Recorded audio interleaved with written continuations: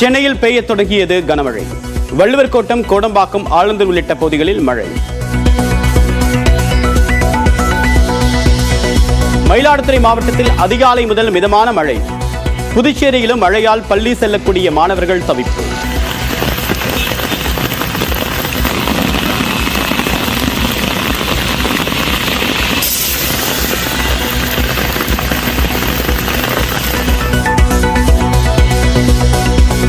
ராமேஸ்வரம் அருகே பாம்பன் பகுதியில் கடல் சீற்றம். கொந்தளிப்புடன் அலைகள் எழக்கூடிய நிலையில் தள்ளாடும் படகுகள்.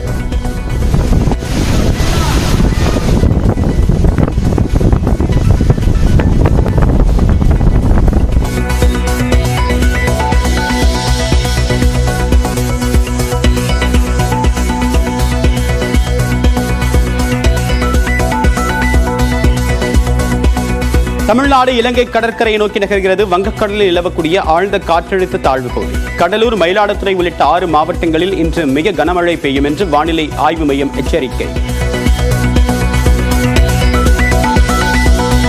சென்னை உள்ளிட்ட பகுதிகளில் இன்றும் நாளையும் கனமழை எச்சரிக்கை. 11 மாவட்டங்களில் இன்று கனமழை பெய்யும் என்று வானிலை மையம் தகவல். வாடகை டாக்ஸி போன்று இயக்கப்படக்கூடிய பைக் டாக்ஸிக்கள் மீது மோட்டார் வாகன சட்டப்படி நடவடிக்கை. அனைத்து மண்டல அலுவலர்கள் மற்றும் வட்டார போக்குவரத்து அலுவலர்களுக்கு போக்குவரத்து துறை ஆணையர் உத்தரவு.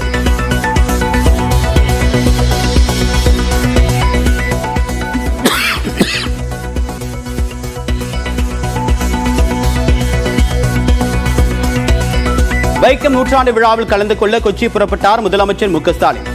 வைக்கம் நகரில் புனரமைக்கப்பட்ட பெரியார் நினைவகத்தை நாளை திறந்து வைக்கிறார். சென்னையில் மீண்டும் 58,000 கடந்த ஆபரண தங்கத்தின் விலை.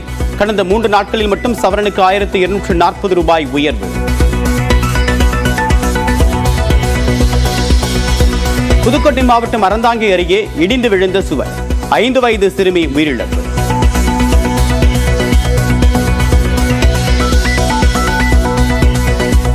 கோவில்பட்டியில் சடலமாக கண்டெடுக்கப்பட்ட சிறுவன் அதிக அழுத்தத்தால் மூச்சுத் திணறல் ஏற்பட்டு இறந்ததாக பிரேத பரிசோதனை அறிக்கை. பெண் உட்பட 4 பேரிடம் காவலர்கள் விசாரணை. டங்ஸ்டன் சுரங்க விவகாரத்தில் தமிழ்நாடு அரசின் ஒப்புதலின்றி மத்திய அரசு எதுவும் செய்யாது என்று மத்திய அமைச்சர் கிஷன் ரெட்டி உறுதி. டெல்லியில் நேரில் சந்தித்து பேசிய விடுதலை சிறுத்தைகள் கட்சியின் தலைவர் திருமாவளவன் தகவல். திண்டுக்கல் மாவட்டம் அய்யலூர் சந்தையில் 20 ரூபாயாக விலை குறைந்த தக்காளி. வெளி மாநிலங்களிலிருந்து வரத்து அதிகரிப்பால் கடுமையாக சரிந்த தக்காளியின் விலை. டிஜிட்டல் கைது என்று கூறி நீலகிரி மாவட்டத்தில் 2 பேரிடம் லட்சக்கணக்கில் பணம் பறித்த கும்பல். ஓய்வு பெற்ற ஆசிரியை நாள் முழுவதுமாக காணொலியில் கண்காணித்து மிரட்டல். ஒரே நாடு ஒரே தேர்தல் தொடர்பான மசோதா நாடாளுமன்றத்தில் தாக்கல் செய்யப்பட வாய்ப்பு. நடப்பு கூட்டத்தொடரிலேயே மசோதாவை நிறைவேற்ற பாஜக தீவிரம்.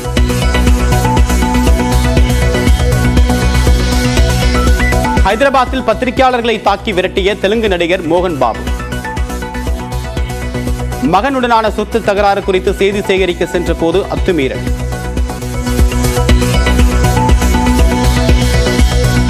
கடவுளே அஜித்தே என்று அழைப்பது கவலை அளிப்பதாக நடிகர் அஜித் வேதனை. பெயருடன் வேறு எந்த வார்த்தையையும் சேர்த்து அழைக்க வேண்டாம் என்று ரசிகர்களுக்கு வேண்டுகோள்.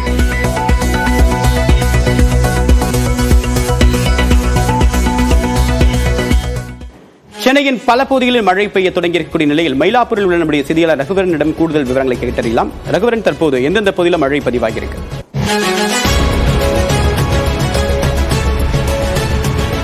வங்கக்கடலில் நிலவக்கூடிய ஆழ்ந்த காற்றழுத்த தாழ்வு பகுதியின் காரணமாக பார்த்தீங்கன்னா பல்வேறு பகுதிகளில் தமிழகத்தில் பல்வேறு பகுதி வட கடலோர பகுதிகளில் மழை பெய்வதற்கான வாய்ப்பு இருப்பதாக வானிலை ஆய்வு மையம் எச்சரிக்கை விடுத்திருக்கிறது. அந்த நிலையில் பார்த்தீங்கன்னா சென்னையில் விட்டு விட்டு மழை பெய்வதற்கான வாய்ப்புகள் இருக்கிறது. சில நேரங்களில் நல்ல மழை, கனமழை பெய்வதற்கான வாய்ப்பு இருப்பதாகவும் எச்சரிக்கை விடுத்திருந்தது.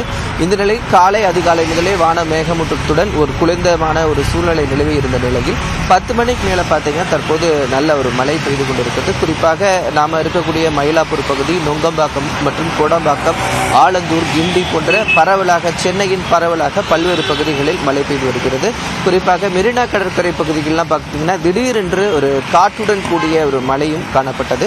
அலுவலகத்துக்கு செல்லக்கூடிய நேரத்தில் திடீரென மழை பெய்ததனால் சிறிது டிராஃபிக் ஏற்படுவதற்கான வாய்ப்புகள் இருந்தது. இந்த மழை தொடர்வதற்கு வாய்ப்பு இருப்பதாக தான் சொல்லப்பட்டிருக்கிறது. 16ஆம் தேதி வரை இந்த மழையானது விட்டுவிட்டு சென்னையை பொறுத்தவரை தொடர்ந்து பெய்வதற்கான வாய்ப்புகள் இருப்பதாக சொல்லப்பட்டிருக்கிறது. உங்களுடைய விரிவான தகவலுக்கு நன்றி ரகுவரன். சென்னையில் திருவொற்றியூர் பகுதியில் தற்போது தொடங்கி இருக்கக்கூடிய மழை வலுத்து வருகிறது. கள தகவலுடன் நம்முடைய செய்தியாளர் அசோக், சென்னை வடசென்னை பகுதியில் எந்தெந்த பகுதியில் மழை பதிவாகி வருது? வடசென்னை பகுதியில் பார்த்தீங்கன்னா காலை முதலே இருந்த வானிலை காணப்பட்டது. இதில் பார்த்தீங்கன்னா திருவொற்றியூர், ராயபுரம், வண்ணாரப்பேட்டை, காசிமேடு, புதுவண்ணாரப்பேட்டை, எண்ணூர், மணலி, அதேபோல் கொளத்தூர், வேசார்படி, திருவிக்கநகர் போன்ற இடங்களில் தற்போது மழை வெளுத்து வாங்கி வருகிறது. சில இடங்களில் இப்போ பார்த்தீங்கன்னா சிறிது நேரத்தில் இந்த மழைக்கே சாலையில் தண்ணி தேங்கக்கூடிய அந்த காட்சிகளை நம்மளால் பார்க்க முடியுது. தொடர்ச்சியாக மழை பெய்து விரிவான தகவலுக்கு நன்றி அசோக்.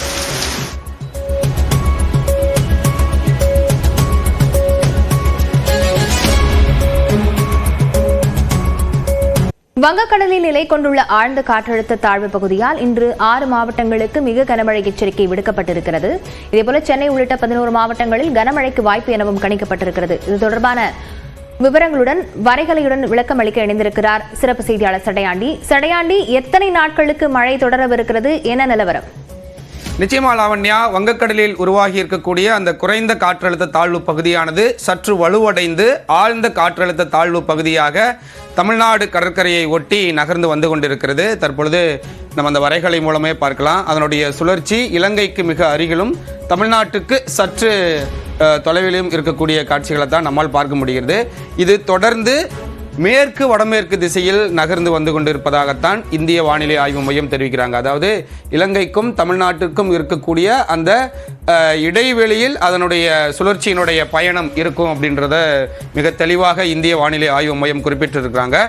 தற்பொழுது இது இலங்கைக்கு மிக அருகிலும் நம்ம தமிழ்நாடு தென் தமிழ்நாடு கடலோர மாவட்டத்திற்கும் சற்று அருகிலும் இருப்பதன் காரணமாக இன்றைய தினத்திலிருந்து கனமழைக்கு வாய்ப்பு இருப்பதாக இந்திய வானிலை ஆய்வு மையம் எச்சரிக்கை விடுத்திருக்கிறாங்க. இன்றிலிருந்து 16ஆம் தேதி வரை கிட்டத்தட்ட 5 நாட்கள் ஒரு பெரிய ஒரு கனமழையை, வடகிழக்கு பருவமழையை கொடுக்க போகிறது இந்த சுழற்சி அப்படின்றது தான் இந்திய வானிலை ஆய்வு மையம் கொடுத்திருக்கக்கூடிய தகவலிலிருந்து நம்மால் புரிந்து கொள்ள முடிகிறது. இந்த சுழற்சியானது டெல்டா மாவட்ட பகுதிகளில் தான் அதிகப்படியான மழைப்பொழிவை உருவாக்கும் அப்படின்றத மிக தெளிவாக குறிப்பிட்டிருக்காங்க. ஏன் அப்படின்னா இதனுடைய பயணம் தான் எந்தெந்த இடத்துல மழைப்பொழிவை உருவாக்க போகிறது என்பதை மிக தெளிவாக உணர்த்துகிறது. இது இந்த இந்தியாவிற்கும் இலங்கைக்கும் இடைப்பட்ட தொலைவில் அதனுடைய பாதை அமைந்திருப்பதன் காரணமாக மேகக்குவியல்கள் எல்லாமே டெல்டா மாவட்ட பகுதிகளில் தான் அதிகப்படியான மழைப்பொழிவை உருவாக்கக்கூடிய மேகக்கூட்டங்கள் ஒன்று சேரும் அப்படின்றதையும் தனியார் வானிலை ஆய்வாளர்களும் கணித்திருக்கிறாங்க. அது தொடர்ந்து டெல்டா மாவட்ட பகுதிகளில் ஒரு நல்ல மழைப்பொழிவை கொடுத்துவிட்டு தொடர்ந்து அரபிக்கடலை நோக்கி நகரும் போது மேற்கு தொடர்ச்சி மலையை ஒட்டி இருக்கக்கூடிய மாவட்டங்கள்லேயும் ஒரு நல்ல மழைப்பொழிவு இருக்கும் அப்படின்றத சொல்றாங்க.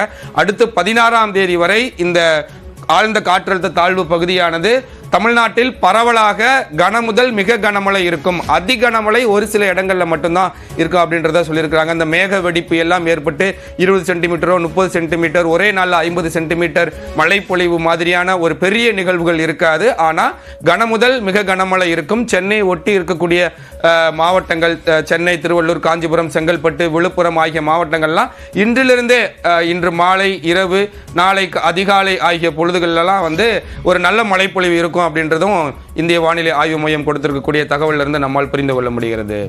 லாவண்யா, விவரங்களுக்கு நன்றி சடையாண்டி.